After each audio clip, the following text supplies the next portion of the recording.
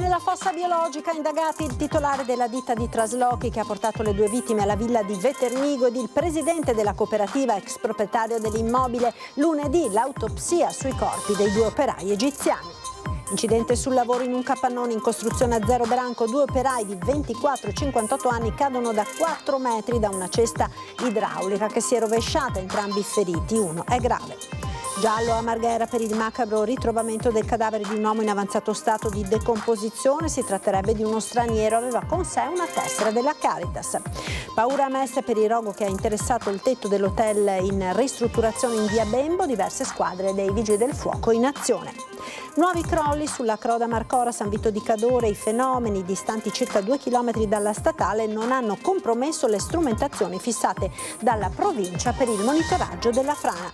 Fine vita al Veneto tra le prime 10 regioni in Italia per richieste di informazioni sui diritti riguardanti eutanasia e suicidio medicalmente assistito. Notte da record al punto nascite dell'ospedale di Adria, dove in poche ore sono nati ben 7 bimbi. Festa in reparto e speranza contro lo spettro dell'inverno demografico.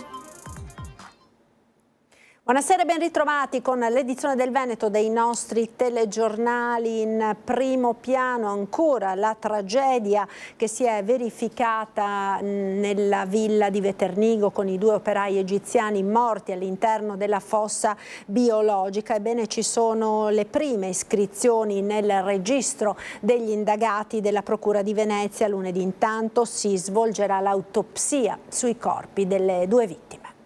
L'accusa è di omicidio colposo plurimo. Le indagini per la morte di due lavoratori egiziani di 21 e 39 anni nella fossa biologica di una villa di Veternigo ai primi indagati. Sono il titolare della ditta che avrebbe caricato su un furgone i due operai per condurli sul luogo in cui poi si è verificata la tragedia e il vertice della cooperativa ex proprietaria della villa che ha respinto ogni responsabilità. L'autopsia sui corpi dei due egiziani è stata fissata per lunedì. Naturalmente il sindaco di Santa Maria di Sala, Alessandro Arpi, non entra nel merito dell'indagine, ma si augura però che sia fatta presto chiarezza. Devo dire che un evento così nel 2025 è sconcertante. Spero davvero che vengano fatti i controlli del caso e che questo ci serva per sensibilizzare ancora una volta su quelle che sono le prescrizioni nel mondo del lavoro, i DPI e tutti i sistemi di sicurezza che devono essere adottati. Altra cosa è la solidarietà che questo doppio lutto ha generato nelle comunità di Santa Maria di Sala e di Mirano, dove entrambi i comuni si sono mobilitati. I sindaci Arpi e Baggio hanno avviato una raccolta fondi per sostenere il costo del rimpatrio delle salme in Egitto. C'è stata davvero molta sensibilità e umanità da parte dei cittadini salesi e dei cittadini milanesi su quanto accaduto. Tutto questo voler dare una mano insieme in qualche maniera va a calmierare questo grande vuoto, questa grande brutta notizia che ci ha lasciati tutti interdetti. E c'è stato un altro infortunio sul lavoro oggi pomeriggio nel Trevigiano. Siamo a Zero Branco. Due operai di 24 e 58 anni sono precipitati da una cesta idraulica mentre stavano lavorando su un capannone in costruzione. Un volo di 4 metri che poteva terminare in dramma. I due dipendenti di una ditta di costruzioni sono stati subito soccorsi, prima dai colleghi, poi dai sanitari del SUEM 118. Entrambi sono stati ricoverati all'ospedale di Treviso. L'incidente è avvenuto in via Pietro Sola. Sul posto i vigili del fuoco, i carabinieri ed i tecnici dello Spisal che stanno cercando di ricostruire le cause del grave incidente. I lavoratori sarebbero fortunatamente fuori pericolo di vita. Hanno riportato entrambi lesioni di media gravità. Un ritrovamento macabro e avvolto nel mistero, quello avvenuto in via Brunacci a Marghera, nei pressi della zona del centro commerciale Panorama. Sentiamo. È ancora un giallo come possa essere morto l'uomo ritrovato in avanzato stato di decomposizione all'interno di una struttura abbandonata A dare l'allarme è stato un passante, ma quando la polizia è intervenuta sul posto la scena era già chiara. Il cadavere era lì da diversi giorni, consumato dall'esposizione all'aria aperta e in condizioni tali da renderlo completamente irriconoscibile. Secondo i primi rilievi della polizia scientifica si tratterebbe di un 35enne, presumibilmente di origine asiatica, forse del Bangladesh o del Pakistan, ma al momento si tratta soltanto di supposizioni. Nessun documento è stato ritrovato addosso al corpo e anche l'unico oggetto vicino, una tessera della Caritas, è risultato troppo deteriorato per essere utile all'identificazione. L'ipotesi più probabile è che l'uomo si fosse rifugiato nella struttura abbandonata in cerca di un riparo, forse malato o colto da un improvviso malore. Nessun segno evidente di violenza è stato rilevato, ma solo l'autopsia potrà fare chiarezza sulle cause del decesso. Gli investigatori contano ora sull'analisi del DNA per riuscire a risalire alla sua identità e forse a una famiglia che lo sta cercando. Ma viste le condizioni del corpo, il percorso sarà lungo e complesso. Il mistero per ora resta senza nome. E restiamo nel veneziano con il rogo divampato oggi intorno all'ora di pranzo sul tetto di un edificio in ristrutturazione in via Bembo.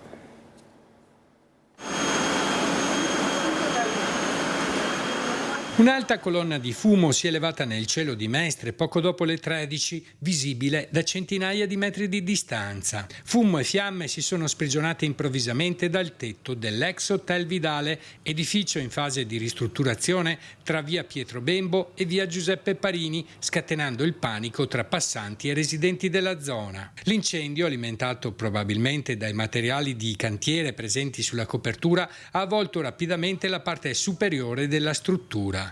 Il fumo denso ha invaso anche il vicino Corso del Popolo, rendendo per alcuni minuti l'aria irrespirabile e attirando l'attenzione di decine di persone. L'allarme è scattato immediatamente. Sul posto sono intervenuti i vigili del fuoco con squadre da Mestre e Mira, impegnati con 3 autopompe, 2 autobotti e un'autoscala per domare il rogo e impedire che si estendesse al resto dell'edificio. Grazie alla prontezza dei soccorsi, le fiamme sono state contenute in tempo. Nessuna persona è rimasta coinvolta e anche il ristorante al piano terra, l'Osteria Viterossa, non ha subito danni nemmeno dall'acqua utilizzata durante le operazioni di spegnimento.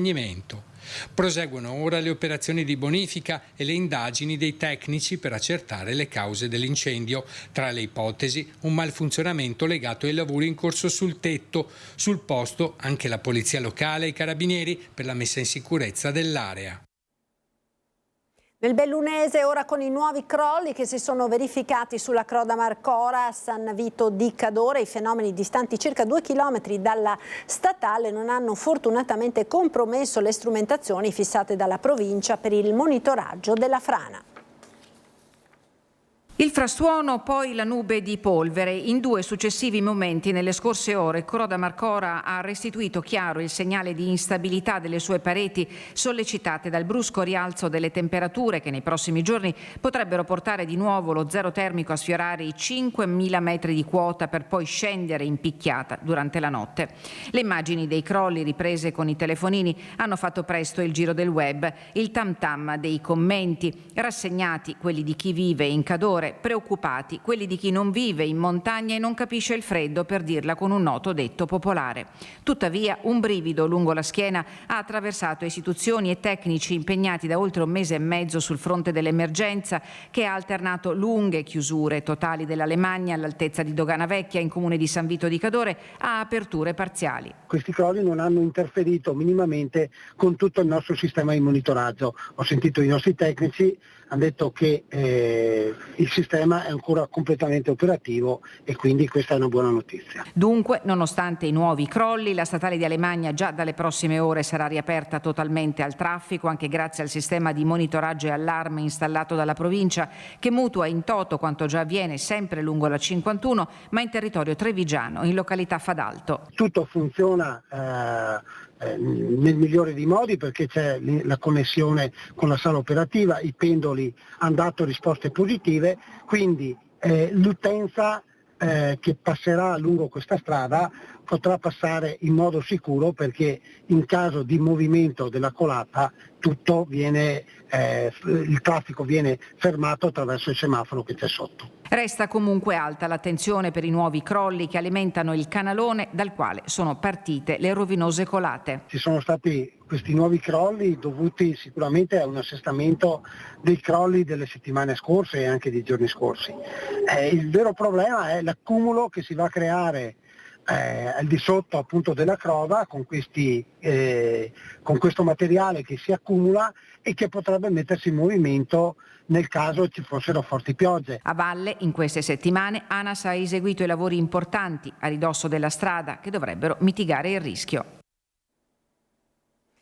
Ancora un uomo violento, ancora violenza sulle donne. Un uomo è stato fermato a Padova.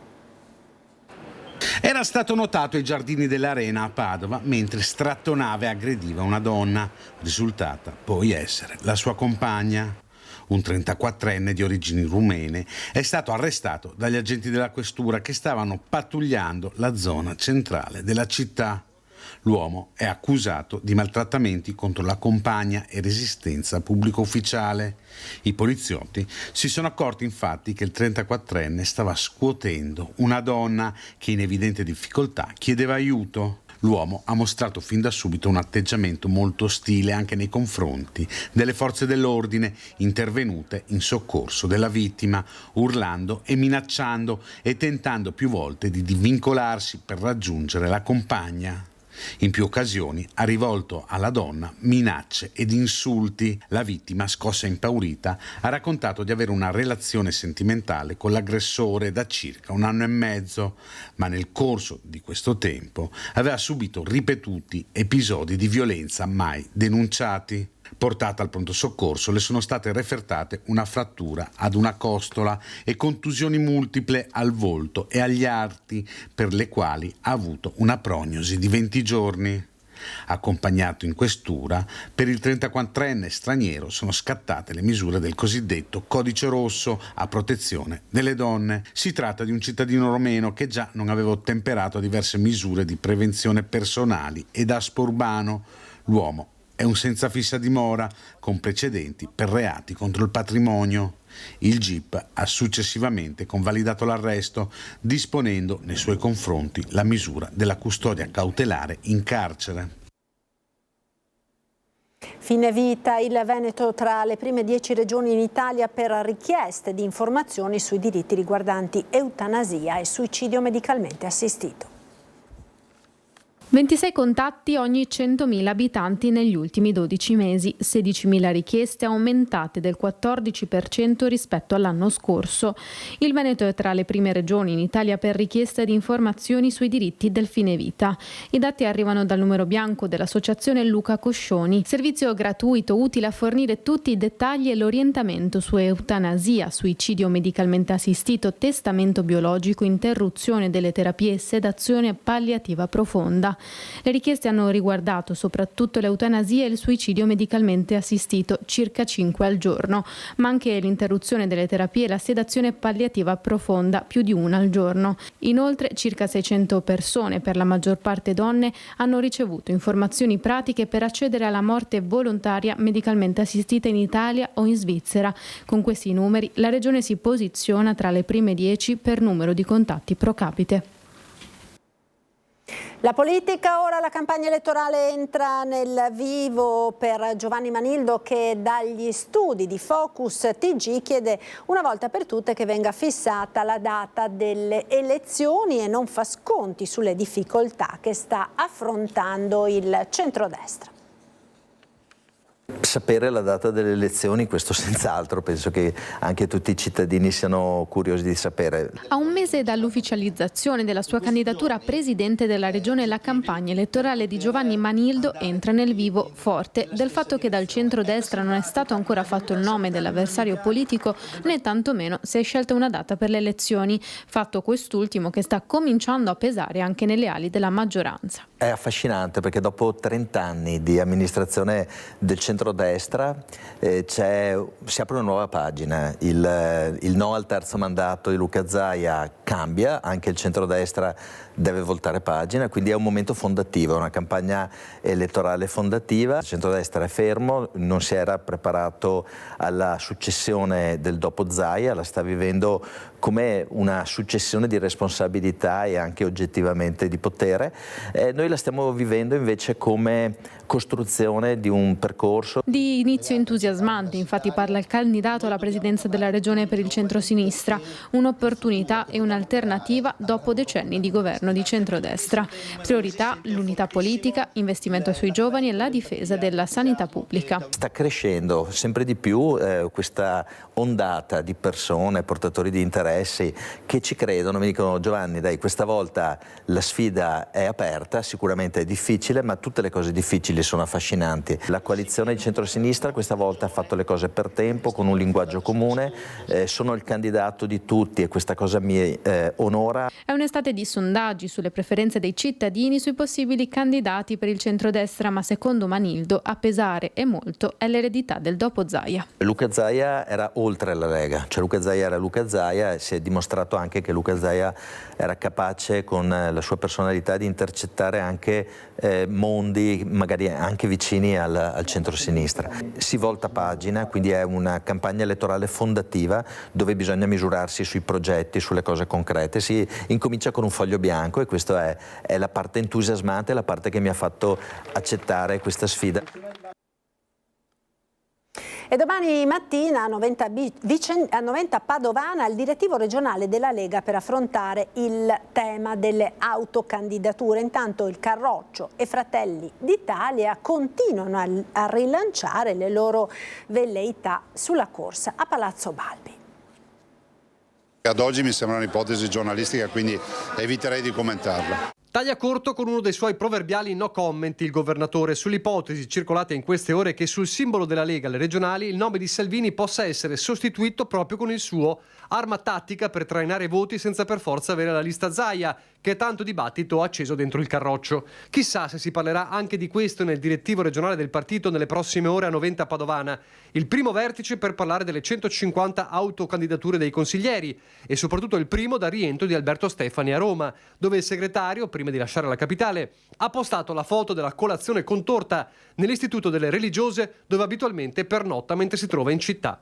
Di social in social, se Stefani scrive un ironico pace e bene a tutti, il suo omologo di Fratelli d'Italia Luca De Carlo rilancia con l'immagine rilassata in piscina nel giorno di pausa per il suo compleanno. Relax scrive nonostante la presenza del coccodrillo, un coccodrillo di color verde lega.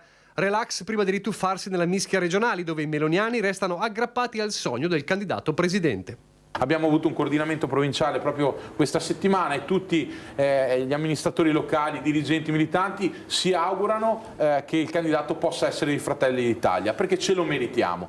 Il mantra di Fratelli d'Italia è chiaro da mesi e si basa sul 37% raccolte alle europee e sul 32% alle politiche. Prendiamo questi due dati, io le dico che il candidato dovrebbe essere di Fratelli d'Italia e quindi questi sono i dati reali. Se poi, come dire, dobbiamo invece guardare la realtà dei fatti e bisogna avere rispetto per tutti gli alleati, perché noi siamo stati un partito piccolino e sapete non abbiamo avuto tanto rispetto in generale da tutti, no?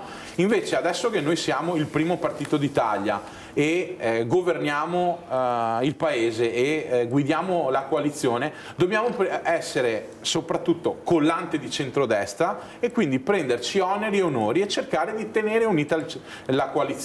Se serve fare dei passi indietro perché tutta la coalizione faccia dei passi avanti, noi ci siamo perché abbiamo una responsabilità maggiore rispetto a tutti gli altri. Insomma, è come se Fratelli d'Italia mettesse le mani avanti, subodorando quello che si vocifera da tempo, che il Veneto vada alla Lega anche a costo di lasciare la Lombardia a Fratelli d'Italia.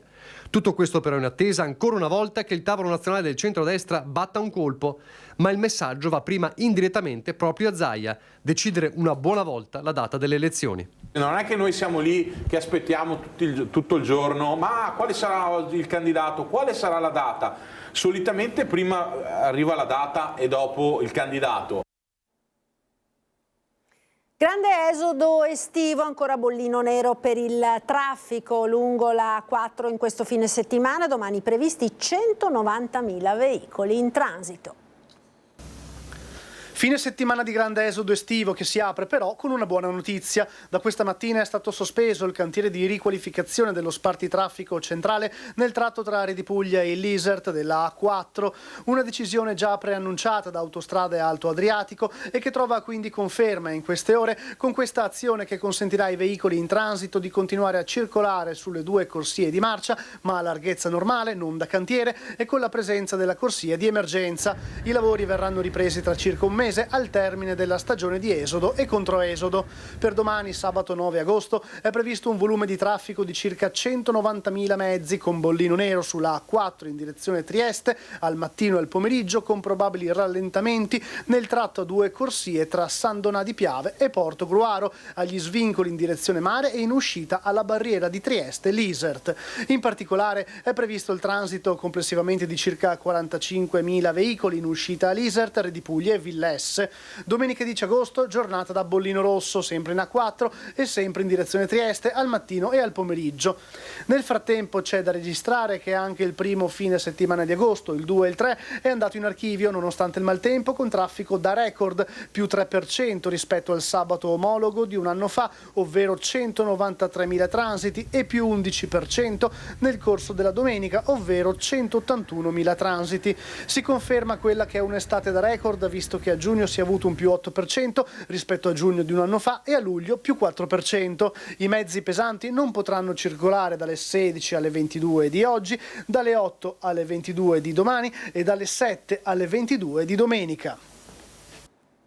Non tocca gli stabilimenti balneari veneti il calo di presenze sotto gli ombrelloni registrato quest'estate nel resto del paese, lo afferma Union Mare Veneto. Diversi turisti, comunque anche sul litorale veneziano, preferiscono la spiaggia libera per spendere meno. Le presenze medie negli stabilimenti balneari italiani sono calate tra il 20 e il 30%. I pienoni, se ci sono, si verificano solo nel fine settimana. Per il resto è una corsa alla spiaggia libera. È il tema dominante, con relative polemiche, dell'estate 2025 sul fronte vacanze, anche perché sul banco degli imputati vengono fatti salire proprio gli stabilimenti balneari, accusati di un aumento prezzi fuori portata delle tasche medie. Alessandro Berton, presidente di Union Mare Veneto, smentisce perlomeno a livello regionale. I numeri alla fine del mese di giugno erano sicuramente ottimi, in grande aumento rispetto alla stagione 24, che è stata un'ottima stagione. Abbiamo avuto una flessione a luglio causata anche dal meteo, che purtroppo non ci ha aiutato. C'è stato questo caro ombrellone di cui si parla. La forbice degli aumenti sta dal 3 al 5%, insomma sono aumenti assolutamente fisiologici. Il caro ombrellone che viene denunciato in altre parti costiere italiane non appartiene alla costa veneta. Fatto salvo che l'ombrellone da 100 euro al giorno in Veneto non esiste, il prezzo più alto è meno della metà. Berton ammette però due tipi di crisi. La prima è quella degli stabilimenti che hanno perso clientela perché non si sono saputi adeguare ad offrire i servizi che oggi chiedono i turisti. La seconda, un calo della capacità d'acquisto della classe media. Effettivamente allo stabilimento balneare Casabianca di Jesolo diversi ombrelloni appaiono vuoti, ma per avere la situazione effettiva parliamo con Kim, una delle responsabili di cassa. Cosa si vede nello schermo alle sue spalle? Allora si può vedere come è suddivisa la spiaggia con i vari clienti, tra cui i giornalieri, gli stagionali, gli hotel, con i vari clienti che soggiornano sulla spiaggia. Che occupazione di ombrelloni c'è oggi? Un buon 80%. Oggi e in realtà da quando è iniziato agosto. I posti vuoti, ci spiegano, appaiono perché ad esempio gli ospiti degli alberghi non rimangono certo lì 24 ore su 24, ma ora è il momento di fare un giro per la spiaggia libera. Cosa le fa preferire la spiaggia libera rispetto agli stabilimenti balneari? Minor vincolo di fruizione. In che senso?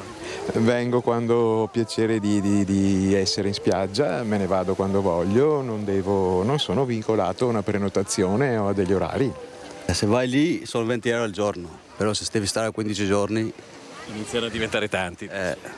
Uno jesolano comunque si lamenta dell'assenza di servizi. Qui che è spiaggia libera del comune di Jesolo, vuole che il comune di Jesolo non abbia la possibilità di mettere un bagnino, che faccia anche questo servizio. perché qui muoiono, qui si fanno male e si muoiono di più delle altre parti, perché qui fanno quello che vogliono. Un'opinione questa che ci fa tornare al presidente di Union Mare Veneto, Alessandro Berton. In fondo è una questione di gusti e di esigenze. La Costa si conferma ancora una volta e si distingue per avere un ottimo compromesso qualità-prezzo e quindi per i servizi che offre riesce comunque ad avere un prezzo assolutamente appetibile.